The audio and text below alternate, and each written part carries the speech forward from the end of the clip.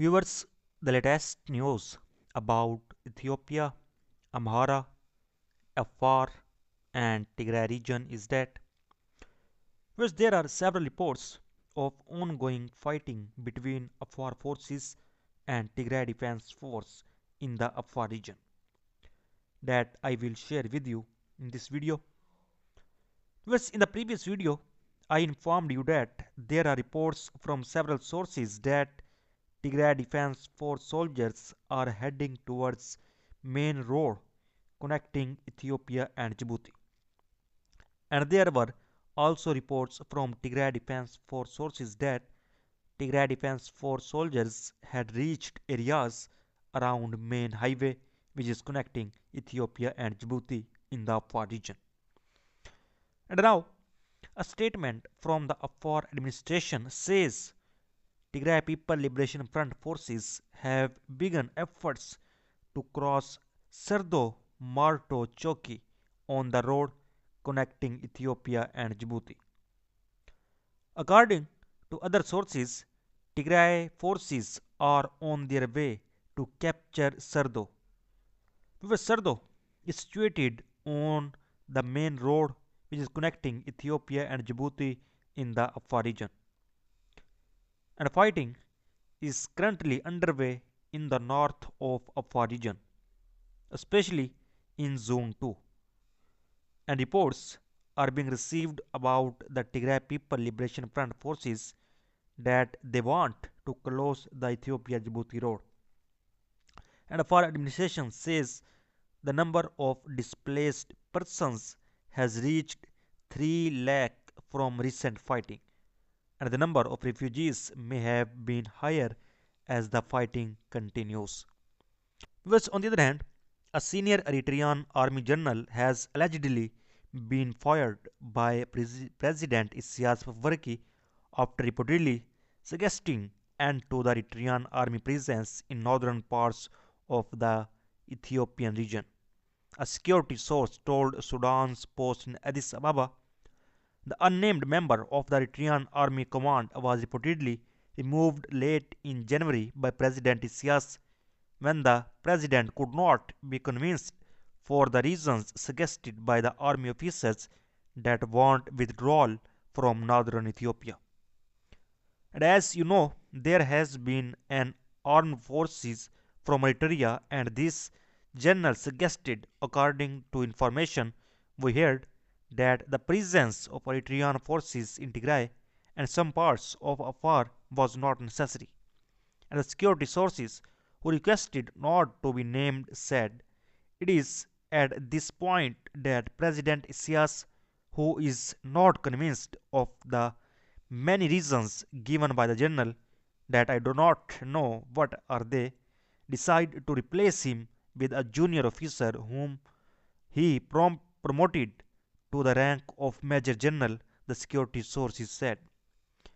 And Eritrea government had dispatched thousands of its forces to fight alongside the Ethiopian Federal Forces against the Tigray People's Liberation Front forces when the conflict initiated in November 2020. And under United States and international pressure, Eritrea was forced to return its forces to its territories. But thousands more of the Eritrean forces remained in northern Ethiopia despite government claims in Asmara that it does not have forces in Ethiopia. And last week, Tigray People Liberation Front chairman Debretsion Gabriel Michael said he was in informal talks with the government of Prime Minister Dr. Abiy Ahmed to possibly reach a ceasefire with him, but sets several preconditions including the withdrawal of Eritrean and other foreign forces. First, on the other hand, since the onset of conflict, manipulating of humanitarian aid has been one of the most difficult challenges.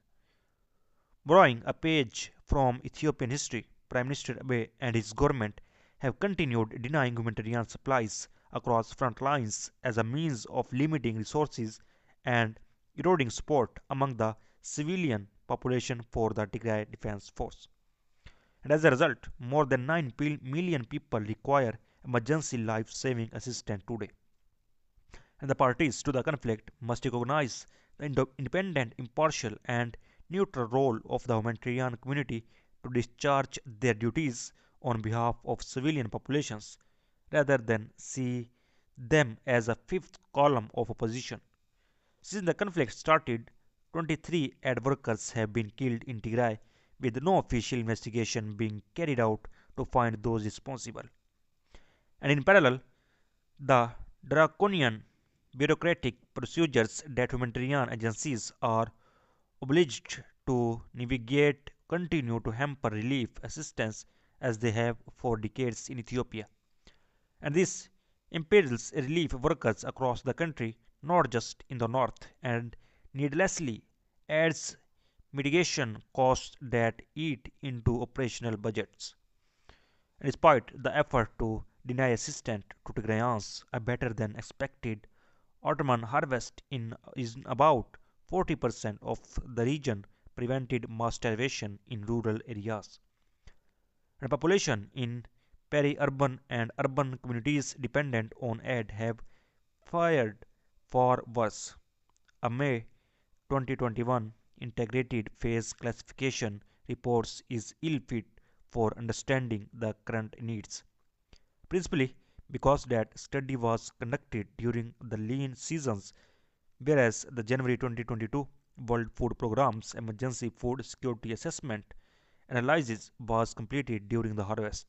And that said, the WFP analysis still documented the rapid decline in food security since the onset of the conflict, with millions facing extreme hunger.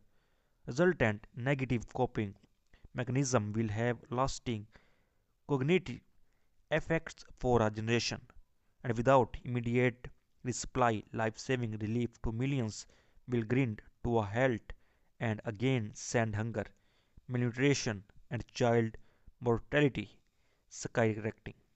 As the United Nations Office for the Coordination of Humanitarian Affairs most recent humanitarian update also indicates that in every sector of the humanitarian response, the absence of supplies due to the blockage has forced agencies to downsize operations, contributing to needless human suffering given the depth of the crisis and the steadfast refusal of Prime Minister Abe to end the blockage.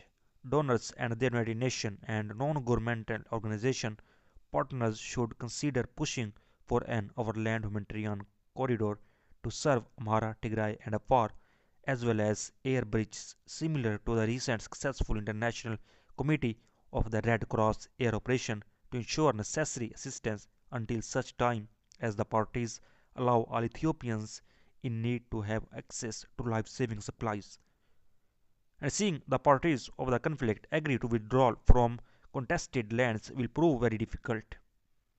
Prime Minister Abe's bargain with Eritrea's Isaias Afwerki and Amhara militias, which continue to occupy West Tigray and border areas to the north and south, is perhaps one of the biggest sticking point toward securing some form of settlement and one of the most important to address. Long simmering anger at the annexation of fertile lands into Tigray in 1994 and the decades long exclusion of their leaders from the hells of power remain ample motivation for Amhara nationalists to maintain the effort to put down the Tigray Defense Force. And the lingering effects of a bloody war between Ethiopia and Eritrea and the 20-year-old war contribute the President Afwerki's stated intent to destroy all remnants of the former Tigrayan party. For the Tigray Defense Force and its people, Western Tigray is the primary breadbasket and source of forex, but also contains a foreign border which Tigrayan leaders have stated is important should the Tigrayan people choose to vote for independence in the future. So viewers, so far the latest update. For more latest update, please subscribe channel. Thanks for watching.